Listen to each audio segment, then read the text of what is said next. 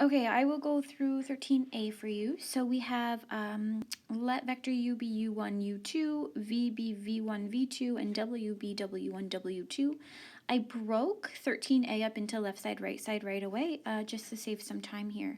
So I'm going to work on the left side first. This says that I'm going to do vectors u plus w first. It's in brackets, so we're going to follow Bedmas.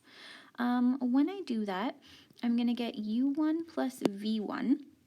So this is the x coordinates, if you want to think about it like that, the x coordinates of vector u and vector v, there we go. And then I'm going to do the exact same thing for the y coordinates. So u2 plus v2. Plus, I'm going to have my vector w, so w1, w2.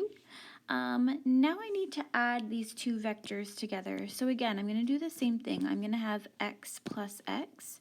So I'll get u1 plus v1 plus w1. And then my y plus y. So u2 plus v2 plus w2.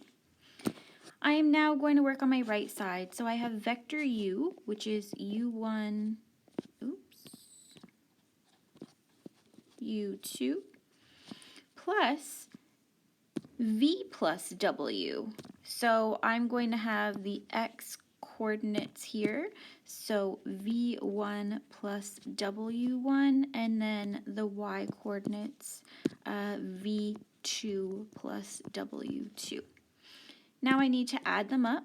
So I will have x coordinates added together, u1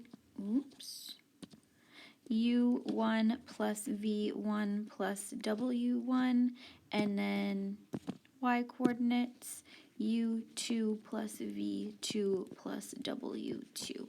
And at this point, since left side equals right side, I have proved that it's true.